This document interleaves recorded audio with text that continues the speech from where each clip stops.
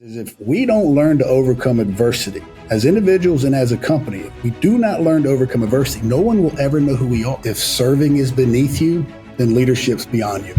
We are in a leadership position to serve the individuals and the people that we lead. People know right away, are you for you or are you for me?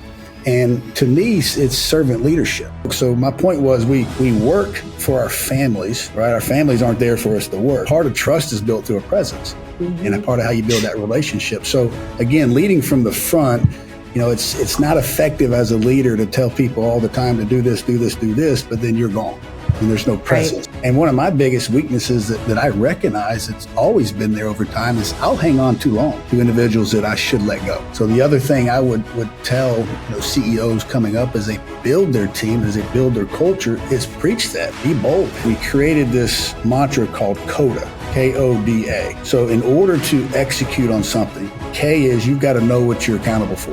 So that was a K. O is they've got to own it. The D was deliver the results. And the A was answer for what you delivered. You've got to rally everybody behind a certain vision and a cause and a shared purpose. And if not everybody's behind a shared purpose, you've got challenges. Because how far you'll go, how much you'll put into something is based on how much you believe in that shared purpose or how much you believe in that vision. There's no room for an ego in growth, individually or in a company, because if you got too big of an ego, you're not going to get the help you need. You're not going to hear what you need to hear. You need to park your ego. If I can tell you exactly what our numbers are in 5 years and where we'll be, you should fire me. Welcome to CEOs Unscripted, the podcast where real talk drives real growth and delivers real results for mid-market leaders like you. I'm your host, Jane Gentry, and each week we're pulling back the curtain on the unfiltered stories of CEOs, founders, and executives who face the highs and lows and everything in between. After 20 years of consulting in enterprise and then experiencing firsthand the reality of being a CEO in a mid-sized company, I discovered why they say it's loneliest at the top. For most mid-market CEOs, there's no handbook. You learn through trial and error or by reaching outside your organization for help. That's exactly why I created CEOs Unscripted, a bi-weekly podcast by mid-market CEOs for mid-market CEOs. Each episode offers an unfiltered, behind-the-scenes look at the wins, the losses, and the playbooks shared by CEOs and founders who've been where you are. No fluff, no jargon, just unscripted, honest conversations about what it takes to lead, grow, and scale in today's business landscape. If you're ready for candid conversations, real-world insights, and lessons from leaders who've walked the path, you're in the right place. So grab a seat at the table because it's time to get real. This is CEOs Unscripted.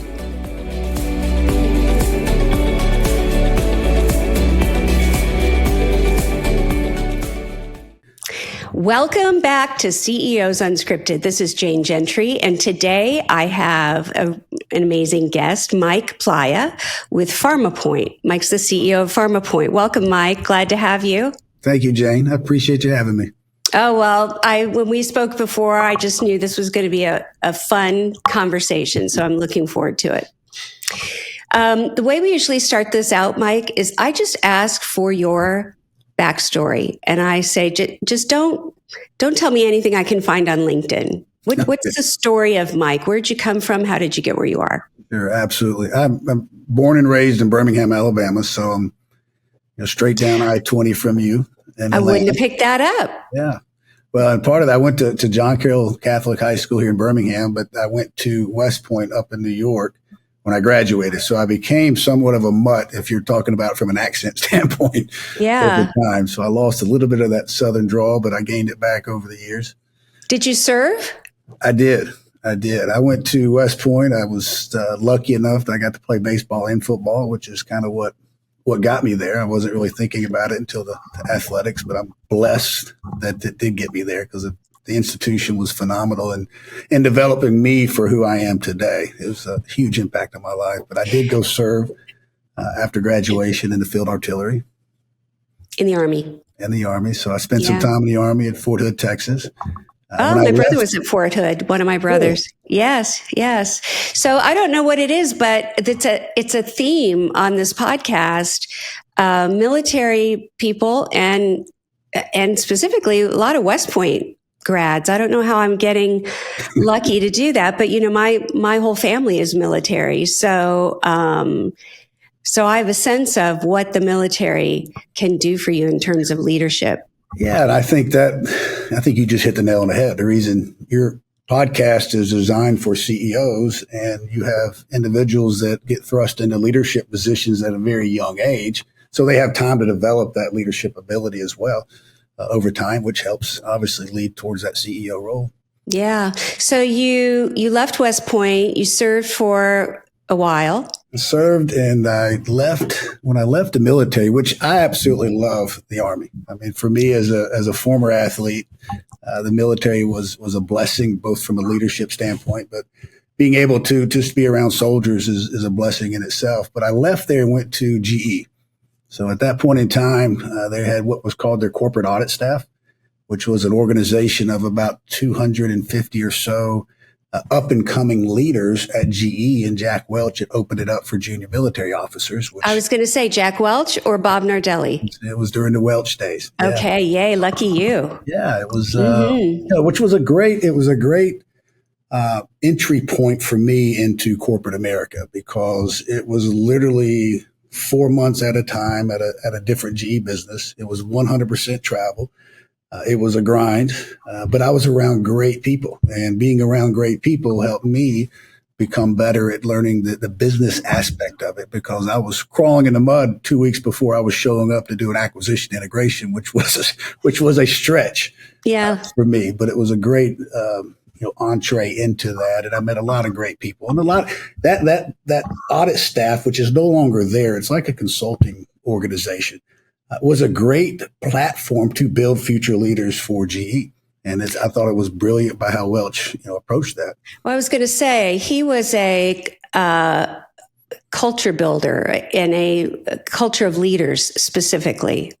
And when we look at mid-market organizations, a lot of times we find that development piece can be missing. Absolutely. And I think that I actually tell young people today, I think the first move they should make coming out of college is go to a large organization that has a training program, has a leadership program, so they can train you and they can teach you. I mean, there's a lot to learn from experience, but there's also a lot to learn when these bigger organizations pour into you like that. And GE was great for that. I mean, it wasn't just the corporate audit staff. They had multiple programs in the organization to develop future leaders at the Crotonville, which was designed as a leadership institution. So they really did. New York? What's that? Did you say Crotonville? Yeah. Crotonville, New York? Yeah. Yeah. They just constantly trained, which I think was great. But that, for me, it was big because I didn't know a lot about business leaving the military. I mean, you took classes in college, you did those things, but until you've got boots on the ground. I mean, when I first started at GE, and it was in Waukesha, Wisconsin, and the manager there, Jason Grease, said, he was sending me to Nashville to work on an integration of a service business that GE Medical had just bought. And he said, go, look at their P&Ls, get some variance analysis, look over the last, 5 years. Well, I got off a plane. This is before cell phones and being able to Google everything. And I went straight to a bookstore and got a finance book. And I'm going, all right, what's P&L? Right. So I'm preparing going into this meeting with the CFO, and I've got my list of questions. But once he got beyond my comprehension, I just said, why don't you hand me the stuff and I'll come back with questions. Talk about learning on the fly, right? It was, again, 2 weeks before that, I'm crawling in the mud. So it was a great entry point, again, as a way to trial by fire. Yeah. So tell me, is there anything about that experience and the way that was structured that you have leveraged in the companies that you have run? Well, I've been blessed with, I consider GE a well-established leadership institution. I believe West Point is your premier leadership institution. So I've been blessed to be in those situations, but I absolutely leveraged a lot of what they did there, even like with Six Sigma. I mean, the way they would incorporate Six Sigma. When I'd started, not to fast forward too far, but I'd started a company called Source Medical here in Birmingham. And as we grew, I created Source Sigma, which was incorporating the process improvement in healthcare, but doing what GE did. They would take individuals from different parts of the organization and run them through a Six Sigma project and then put them back in the organization. So now everybody's thinking with a quality mindset. So we really brought that into the Source Medical days of how do we utilize individuals to become very much process and metric focused and then roll them back into their positions. So now that you're operating and thinking that way. Mm-hmm. So I love that. Okay. And I will tell you this, it's the same when Jack Welch used to say, be number one or number two in every industry or don't play in it. And that was kind of the theme behind the business plan that we wrote for Source Medical was be number one or number two in every outpatient market in healthcare or don't play in it. And that's kind of how we built that model. Some colleagues and I used to have a joke about that. We'd say, you're Coke or Pepsi, don't be Snapple. And so we'd be looking at a company, we go, definitely a Snapple. Yeah. That's gonna burn itself right in. I'm gonna use that. Coke or Pepsi, no Snapple. No Snapples. Yeah, that's great. So you have found ways to develop people leveraging what you've learned in those organizations. Well, I think everything we do in life builds upon itself. So it should. And every relationship and every experience, good or bad, helps mold who you are. So if you can take the good and learn from it, but also take the bad and incorporate it so that you don't repeat that, I think it's just a constant learning process. I mean, I tell folks all the time, when I started at West Point keeping a notebook of the leaders I had, what was good, what was bad, what inspired me, what did not inspire me. Right. So as I grew, knowing that I was destined to be a leader based on where I was, I can start incorporating those things. And I learned a lot from doing that, more so from the leaders that I was disenchanted by. Oh, I agree. I've had the same experience. I haven't had a lot of those, but boy, they really stick in your mind, right? I definitely don't want to do that or be that. Yeah. So if you were to take two or three things from West Point and GE and that leadership development that you did, what would you tell a new CEO or a young CEO? These are three important areas to focus on. No, absolutely. But the biggest thing I would say right out of the gates is if serving is beneath you, then leadership's beyond you. We are in a leadership position to serve the individuals and the people that we lead.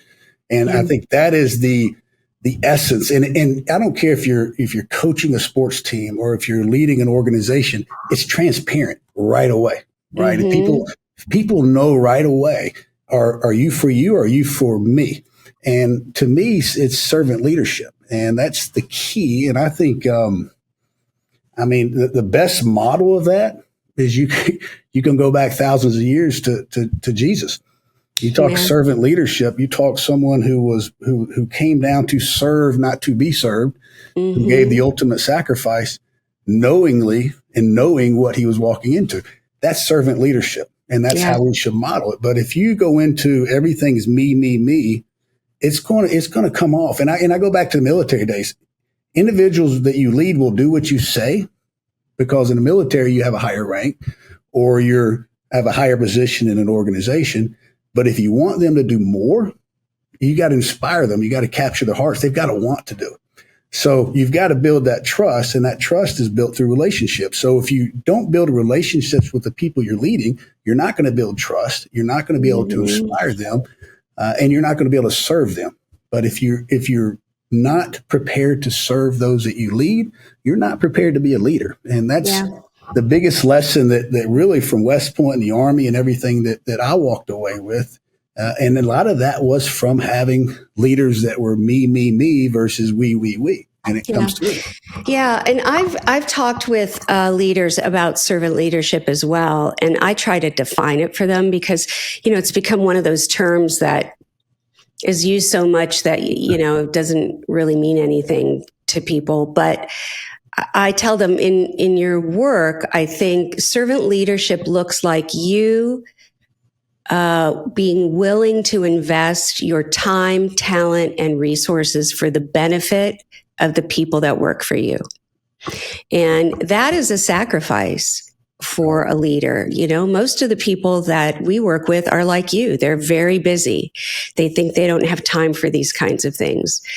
But to get that next bench in your company and for you to become obsolete to the organization, which is what owners need to be, right, you have to be willing to sacrifice and be that kind of a servant leader. And I'm still a big believer in lead by action, right? Lead from the front. If you lead from behind, that's more of a dictatorship, right? Mm-hmm. So you want to lead from the front, and you don't ask people to do something you're not willing to do. Now, that doesn't mean, we've got software in our business. We've got, a lot of pharmacies and some other things. These people are a lot smarter than me. I can't write code, right? And I can't, dispense prescriptions and do those things. But if I'm asking people to be here to do some stuff late at night or on the weekends, I can be here. Yeah. There's a presence, because part of trust is built through a presence, mm-hmm. and a part of how you build that relationship. So again, leading from the front, it's not effective as a leader to tell people all the time to do this, but then you're gone and there's no presence. Right. And I think that's where you get into that, inability to build a strong culture where you can rally everybody around a shared purpose and a shared vision. And that's, to me, that's the other thing in leadership I would add to your question is establishing the vision is obviously very important, right? Where there's no vision, the people will perish. If you don't have a good vision, if you don't know where you're going, I got news, you're not going to get there, right? Yeah. You got to know where you're going to get there. But at the same sense, once you establish that vision and have a common vision everybody understands, now you got to be able to execute. And, vision without execution is just a dream. So to execute means what? You got to have the right people. So if you get the right people, and now you've got to motivate the right people, and it comes full circle to the servant leadership and how you go do that. Do you have a process that you use for kind of figuring out what the vision is for the organization? Well, for me, it's, looking at the opportunities. And as you define the opportunities, we started this company. It was around the mindset that pharmacy needed to be brought back into the continuum of care, meaning we treat patients with prescription medication. We're trying to get to a desired outcome. We need to get pharmacy back in, connected as part of that continuum of care, not disjointed from the process. So creating that vision. But to me, as an early stage company that's growing, you've got to be able to adapt too, right? You've got to be able to move to what the market's doing and what you understand. I've had folks ask me years ago, "Can you give me a 5-year performa?" And my thing was, if I can tell you exactly what our numbers are in 5 years and where we'll be, you should fire me, because the market's going to change. Opportunities will present themselves that we need to take advantage of, right? And we're going to learn. We have a growth mindset nonstop every day to learn something new so that we can move and navigate the company. But if you can predict where you are in 5 years to the number, that's a challenge. But you've got to have vision-wise, you've got to be able to adapt to what you're seeing. You've got to get customer feedback. You've got to grow. I used to say that with GE. It was amazing to me when they did Six Sigma, right? Process improvement. I would tell folks, that company's been around for 100 years. What they're saying is we can still do better than we're doing. Yeah. So if you've been around for 5 years, you sure as heck can do a lot better than you're doing. So I love that. And I agree with you. And I could see where you would have maybe some difficulty managing people through that much change. When you're building a company that is a fighter jet rather than a jumbo jet, right?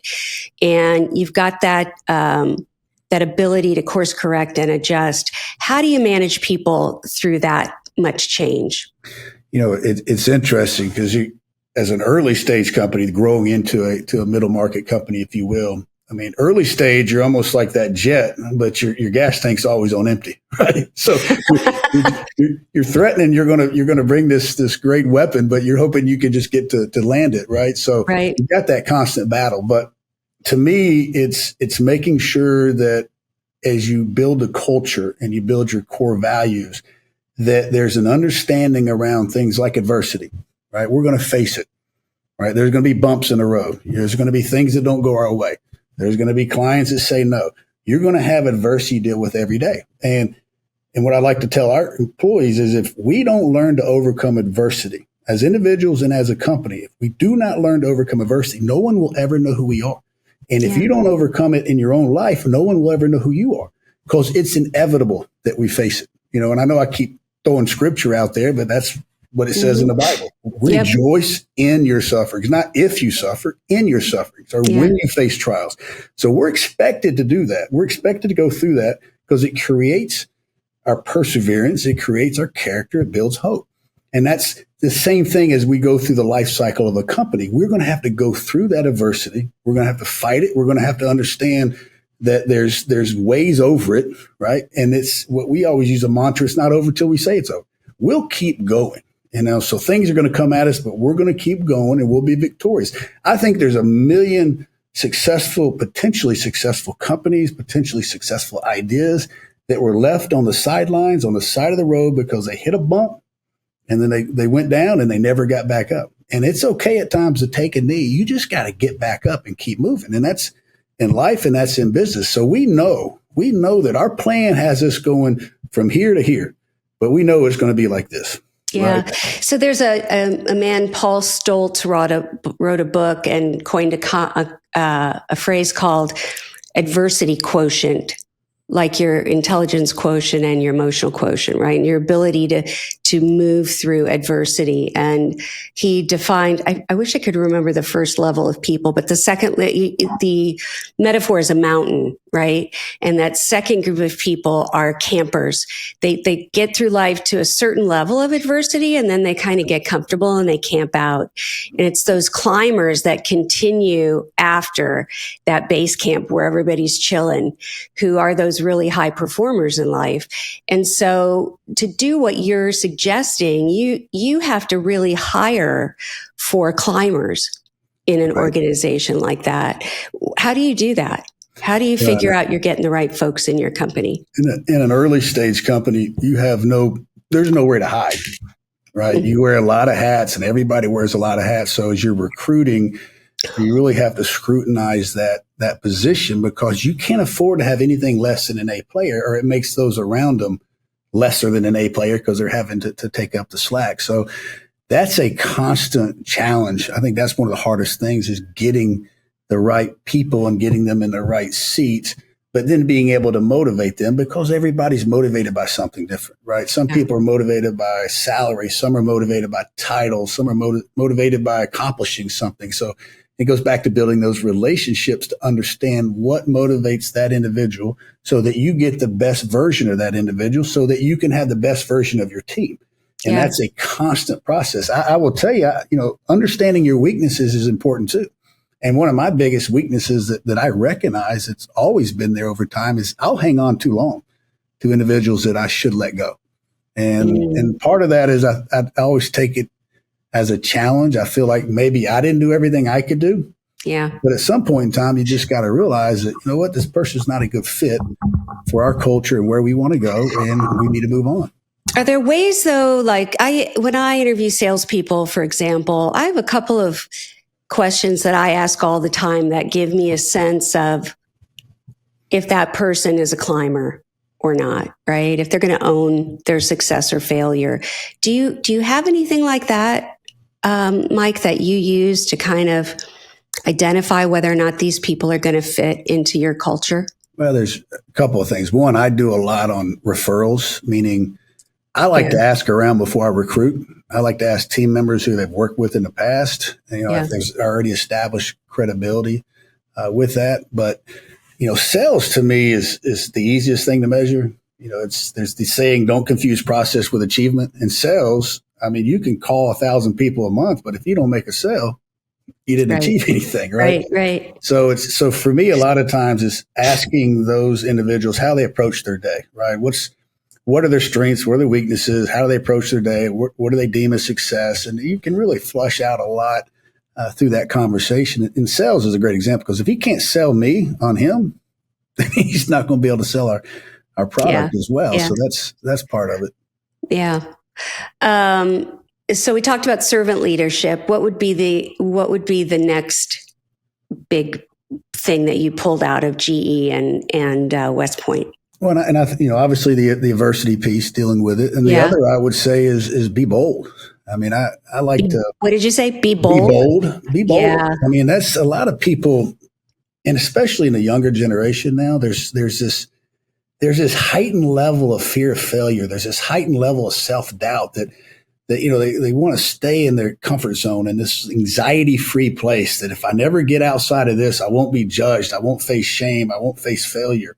And that's the hardest thing to get younger people today to venture beyond that. So the other thing I would tell, CEOs coming up as they build their team, as they build their culture, is preach that. Be bold. I would come up with mantras, right? When in doubt, let the wolf out, or when in doubt, let the lion out, right? But you're creating a culture. I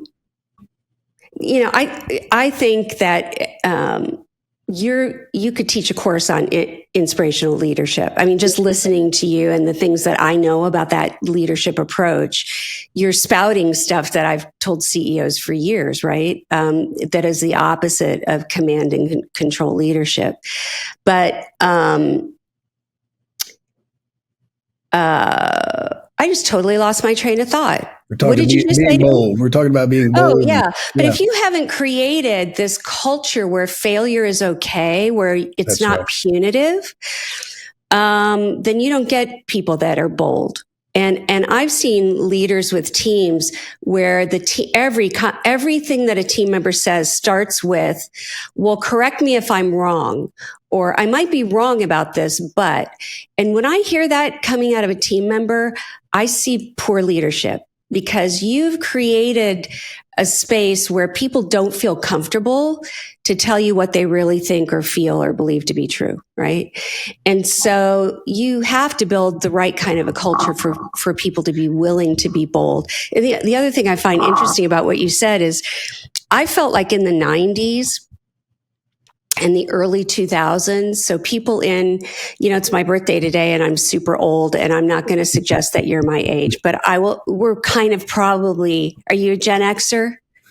I don't know, but you look a lot younger than me, so I'm going to give you that. Well, that's the best birthday present I'm going to get all day. So I remember thinking back then that more people were afraid of success than they were afraid of failure. That I would see people that would hold themselves back because if they were too successful, the expectation that they would have to face was kind of more than they wanted to tackle. Right. And what I'm hearing you saying is now, instead of a fear of success, there's a big fear of failure. Yeah, and I'll give you a little story on that too, because I didn't mention that I helped coach at John Carroll as well, where I went to high school. So I helped coach the football team. I've got sons that have gone through there. I've got one son still there. And as we went through culture classes and we talked about a lot of this, we try to hit on the things that we saw with young people today. So it still goes back to leadership. And at the end of that whole process, we'd ask them to write on an index card something that they just want off of them, right? They want to be able to move forward. And, in the way I talked about it was it may be a temptation. It may be something that's keeping you from getting to your goal, this block that's not letting you be that best version of you. And they wrote it on, and we went down and we had a little bonfire going, and we're going to let them all just throw it in the bonfire. Yeah. And the first young man asked if he could read it. And Jane, literally going around the circle of all these great young student athletes, fear of failure was 99% of it. And I think a lot of it has to do with what the age they're growing up. They got their phones, they can text, all these things you can do, and you're never really putting yourself out there. And the challenge with that is, that ladder to success, right? There is no elevator to success. You've got to take a step and fail, and a step and fail, and step and fail. But those, and the reason I say bold, those that never attempt it, those that never get out of that comfort zone, they never even get to the fear zone or the learning zone or the growth zone, whatever you want to call those things, they're stuck in the same place. Yeah. And you can't, if you want it, you're stuck in the same place, you never move forward. So it's okay to fail. Now, take that full circle to what you said, that organization has to understand that that's okay. It goes back to what we talked about first, is build the relationship so you can establish the trust that they know it's okay. If they're afraid to fail, then you haven't established that trust with them and you're going to be stuck as an organization. I mean, and you can look at complacency can sink in everywhere, right? I mean, you can look back in time at that, Blockbuster and all these stories of these great companies that kind of got complacent.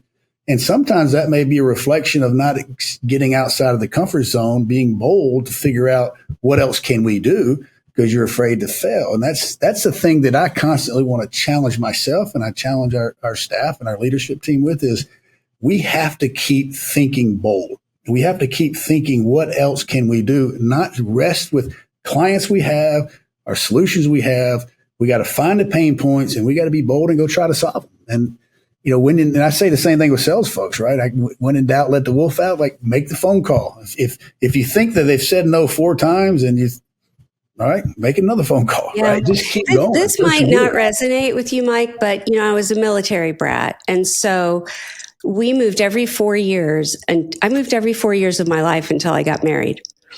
And I was 28 when I got married, and so I remember certain times in my junior high school period or my high school part of my life, trying to go back to friends that I had where we lived before, right? Right. And how unsettling those experiences were because it wasn't the same.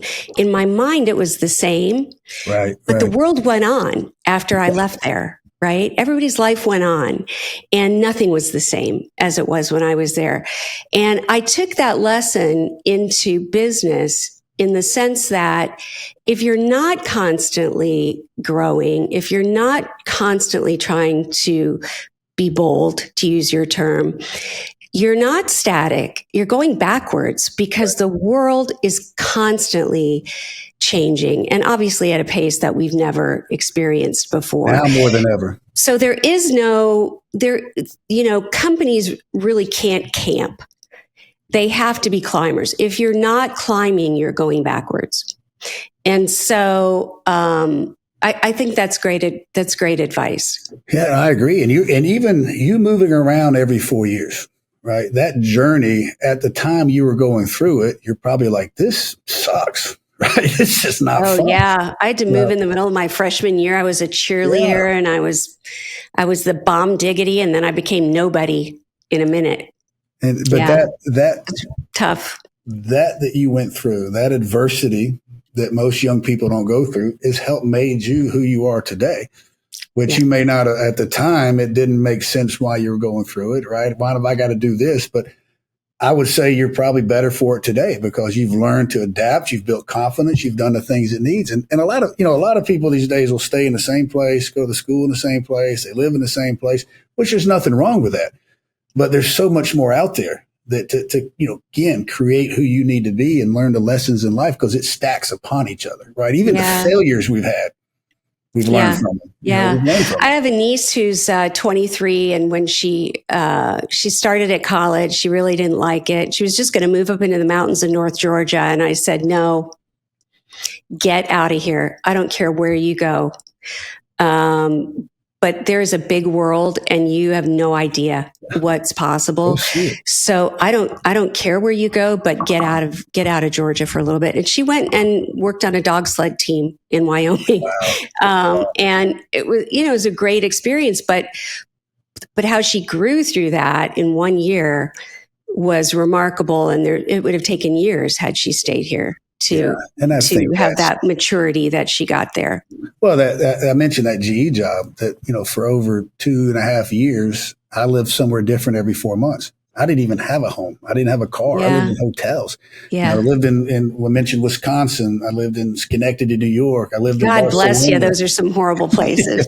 Well, I think they did a good job because the winter, it's even worse if you know the finance, because I was doing a LIFO, FIFO year-end financial audit in Schenectady, New York.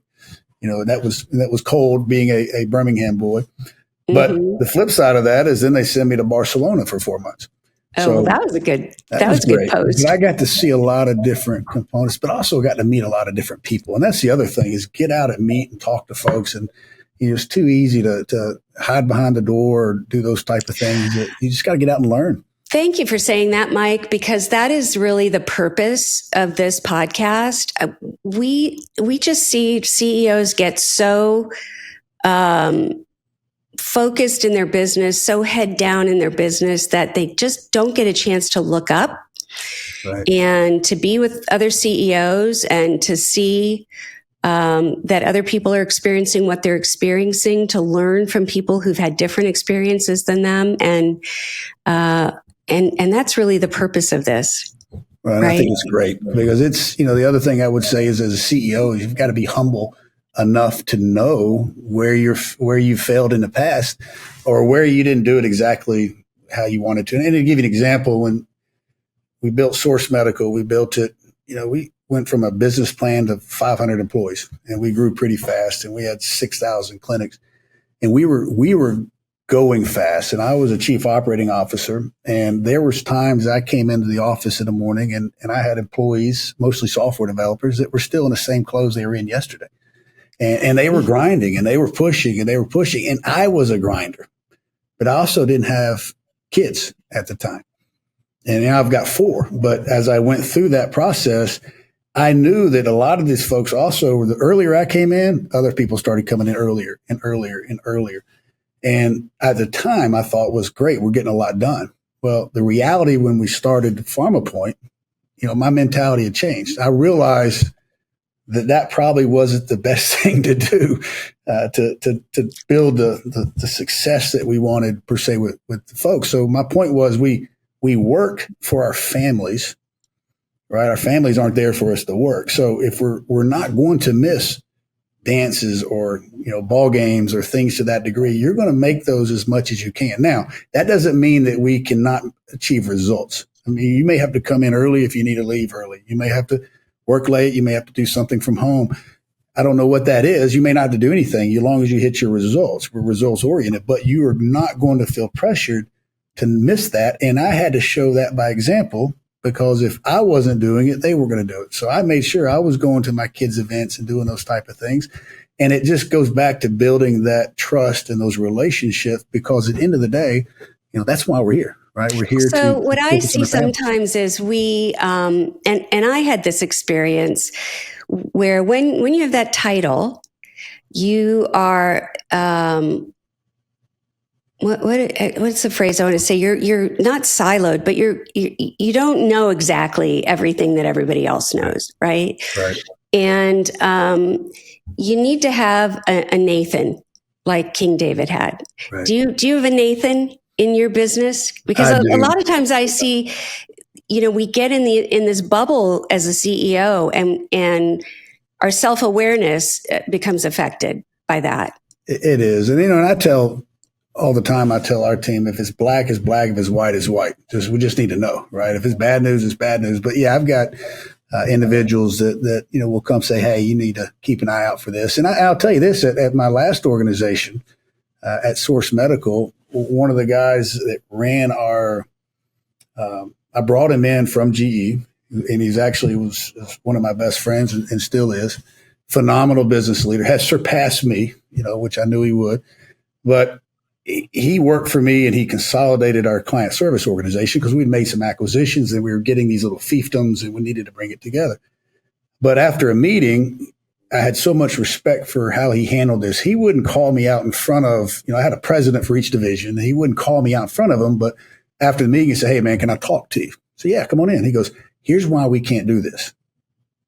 That was invaluable. So, got it. But nobody else said anything, right? But having that ability to have someone say, hey, look, right between the eyes. This is why you need that truth teller, don't you? And I've got folks in our organization today that, and I think a lot of it's just from trust and relationships that will say, hey, here's what's going on, or need to think about this, or because we're not a huge organization. So we've got to stay on the fight. But I'll tell you something else I would pass along to the CEOs is you can find yourself getting in a rut of, doing culture calls or things to that degree and throwing up a PowerPoint all the time.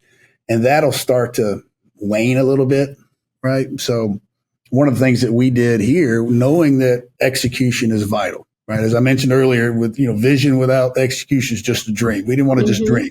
We wanted to accomplish something. So we wanted to put a mantra around execution, and it could easily just throw a PowerPoint up there. But what we did is we created this mantra called CODA, K-O-D-A. So in order to execute on something, K is you've got to know what you're accountable for, right? And that's really more for our leadership is your people need to know they're accountable for this or you can't hold them accountable for it. So make sure there's clear distinction on what they're responsible for. So that was a K. O is they've got to own it. And I used to use an example of and don't ask me why, I had a rental car for about a year.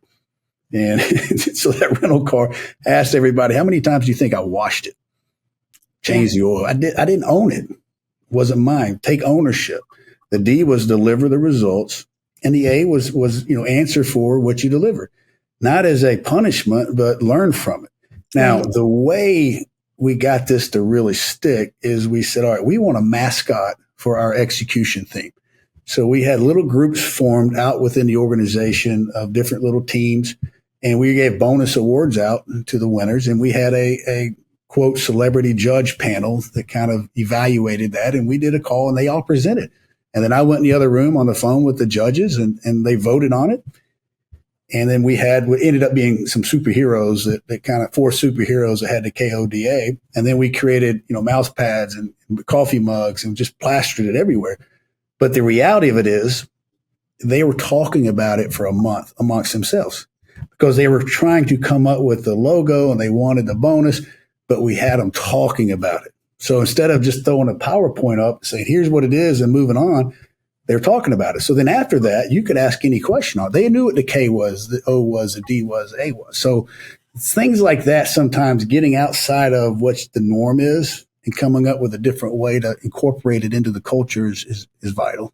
Yeah, I love that. I'm constantly saying to CEOs, how do we operationalize that idea? Right. So, you talk about things in culture, for example, and I'll say, that's great. I love that idea. How do we operationalize that? So, we might talk with leaders around leader development. You talk about servant leadership. Love the concept of servant leadership. Let's talk about how to operationalize that. What's that look like? As you would say, boots on the ground, right? So that we take these ideas that can seem ambiguous and really operationalize them into the organization so that they create behavior change. And that's what you did with that idea. Right. And it also made it very clear what you're being held accountable to. And I may have shared this on another podcast. I don't remember, but I have a CEO who had the sales leader kept saying to her, yeah, these people aren't accountable. Nobody's accountable around here. And I said, what are they accountable to? And she said, what? I said, I would go back to that leader and say, do they even know what they're accountable to? You can't say people aren't accountable if you have never described to them as a leader how they're being measured. That's 100% correct. It's unfair, in all honesty. You may have a great employee that you're disenchanted with because they're not delivering a result that, quite frankly, they didn't know they were responsible for. Right. So sometimes you've got in certain individuals, you've got to actually lay it out for them black and white. You've got others that turn loose and run. I mean, it's just, again, going back to understanding those individuals. And then as the organization scales, I mean, that's always a challenge, right? Because now you've got to delegate down. People have to do the same thing, and you've got to be able to grow through that scale. And that's where people can start hiding. So you've got to really train your leadership to be accountable. And that's where I think a lot of times the servant leadership comes out. Because for me, it becomes very clear when someone is managing up versus managing down. You can see it. You see it all the time. It comes out pretty obvious. Well, I was just going to say to you, we've kind of come full circle because we started out talking about leadership and development of people. And when I had that conversation with that CEO, I said to her, that's actually not a sales problem. That's a leadership problem.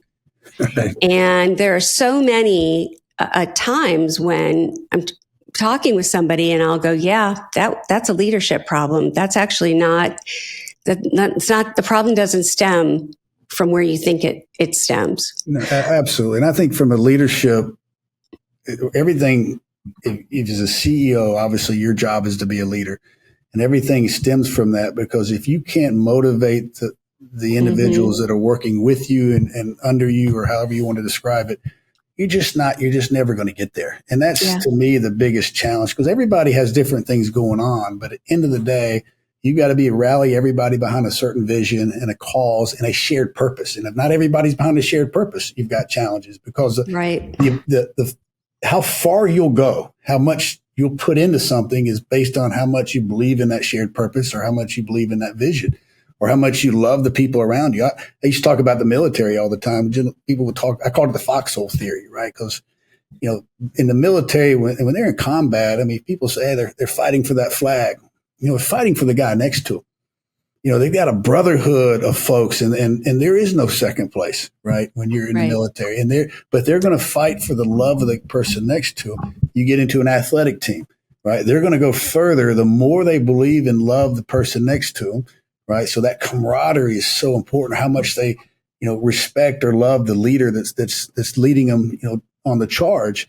All that's the same in business too. Is if you're just punching a clock, coming in, coming out, waiting for it to the alarm bell to go off and you can go home, you're never going to accomplish everything you can. And you're never going to get their discretionary effort, right? You're going to get the minimum. Yeah. I love that we kind of came full circle. So Mike, the way I usually end these is with a series of little rapid fire questions. Are you up for that? Absolutely. Because I told you it was unscripted, but that was a lost leader right there. Because I'm gonna hit you with a couple. Now we've talked about this, but in case there's a thing you would add, what one thing did you learn early on in your career that you think impacted your success? Is there anything you'd add to that conversation we had? I think it's a lot of what we just talked about, right? Understanding, from a leadership, it's inspire, not dictate was one thing. Perseverance was another. In my head is adversity is going to happen, push through it. It's going to happen. Expect it to happen. You just expect to push through. And the other would be, I tell you from early on, is having a positive attitude. Because to me, that is an inside out decision that you can make it as an individual every day, no matter what's going on in your world. Because if you take a negative approach to it, you're going to get a negative result. The world in itself can be negative, right? I tell kids all the time, we'll look on TV, right? You got drama show. Everything's about drama, housewives or whatever, because there's drama. Watch a political campaign. It's drama. Everything's drama, and a lot of it's negative. So if you let that dictate your approach to the day, it's going to be negative. But if you could control that. So for me, the one thing I would take away from that is I make that decision every day. No matter what's going on, I make that decision, and so can you, and so can you, and so can you. So don't bring it in here. Come in here. We'll have a good time. Keep a positive attitude. It'll just be that much better. Good. So there's a proverb that says, the best time to plant a tree was 20 years ago. The next best time is now. What do you do now that you wish you'd done 20 years ago? Well, one of it is the way I push our employees to spend more time with family and not miss events like that. But I will tell you the biggest for me, in all honesty, and it'd be the first time I've ever said this, was I wish 20 years ago I would have leaned into my relationship with the Lord a lot more. I mean, it makes me a little bit emotional talking about it, but it's a playbook. Now, I've had a lot of things that have happened over the business and what people would call success. I've had a lot of failures. I've had things that have caused failure that I believe is outside of our control, things that just like, wow, how did that happen? That, just is going to happen. I can remember looking at, hey, that guy's lucky. That guy was lucky. At the end of the day, if you've got a solid relationship with your feet on the ground, there's a playbook there. Right. If you're playing football and you've got a playbook, and if you don't know the playbook, you're not going to execute the play. You're most likely you're going to go to the wrong place. So you got to be able to combat what's going on. There's a playbook. It's been given to us. And I think it correlates into business as well. But it's my best friend and her husband owned a very successful construction business. And he used to say, everything you need to know about running your business is in the book of Proverbs. Wow.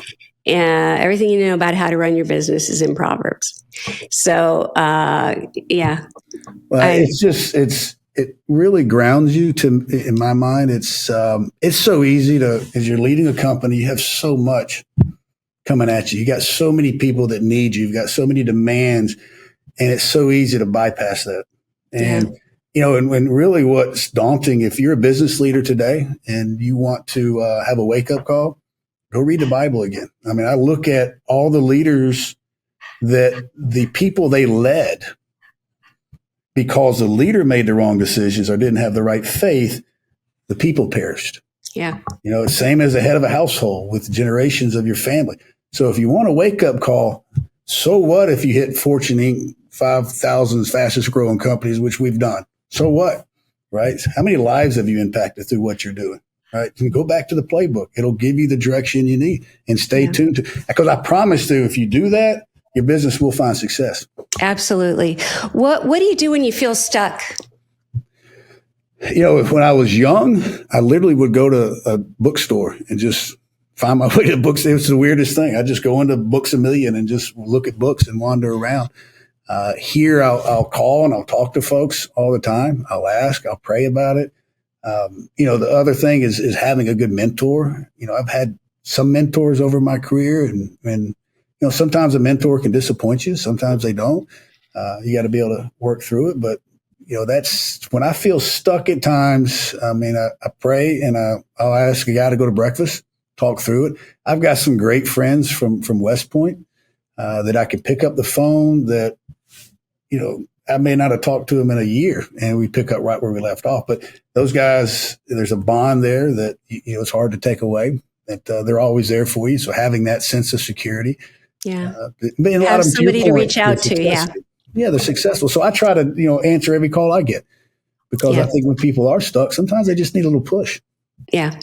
I have monthly or bi-monthly calls with some former clients, and the agenda is nothing. And we always get something out of the call, right? The agenda is just catch up, but we end up talking about things that are going on in our job, and you gotta be around smart people. You do, and you gotta, the other thing I've learned over the years too is you gotta park your ego.